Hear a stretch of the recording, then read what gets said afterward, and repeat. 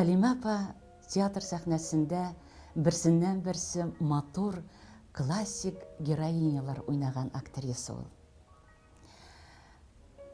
Шекспир әсәрендә Отелло спектаклендә Дездемона, Шиллер әсәрендә Луиза, Король Лирда Корделия һәм башкалар.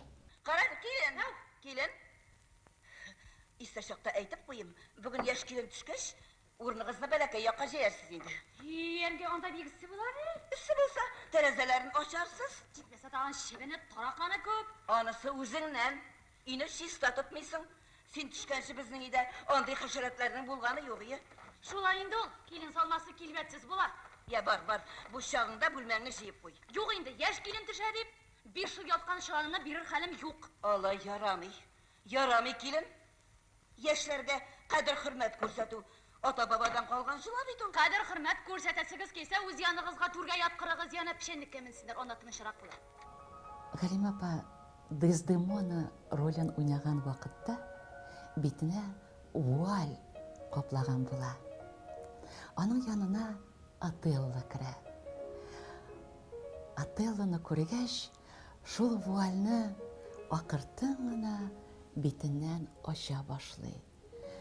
Һәм тамаша залында ах дигән тавыш ишетелә.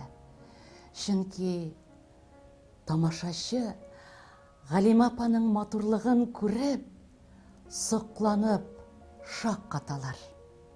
Мондый күренеш театр тарихында бер качанда булганы юк икән. Мин үзем шәхсән Галима апаны Мадонна сүрәтенә тиңләр идем. Ул шул кадәр гүзәл кеше иде. Баламның инде суына башлаган гәүдәсен күкрәгемә кыстым да кайтырга чыктым. Каршыдан җил, өстән юш кар ява, аяк асты бозлавык, кайта-кайта аяк чабаталарым теткәләнеп төште. Аяк табаннарым бузга суйылып канга батты. Ярты юлга җиткәч, балам гаргарәгә килде. Ичмасам, җирәнкәнең куйнында үлсен дип, башымдагы шәлемне салып бузга җәйдем дә, баламны шунда куйдым. Әни килде спектаклендә Галима апа ана ролен башкарды. Ул уйнамады, ул яшәде, ул чын әни иде сәхнәдә. Бүтән кайгыларын, ананың хәсрәтен, шатлыкларын шул кадәр оста итеп башкарды. Аңа сыкланмаган тамашачы булмагандыр. Бу рольдә ана образында Галима апаны шул кадәр яратып калдык без.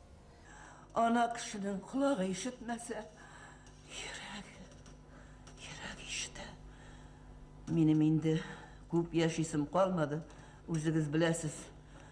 Сезгә васыятым шул: куркак җанны кешеләрдән сакланыгыз.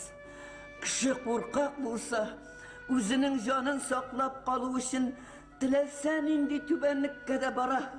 Атасын да, анасын да, ватанын да сата.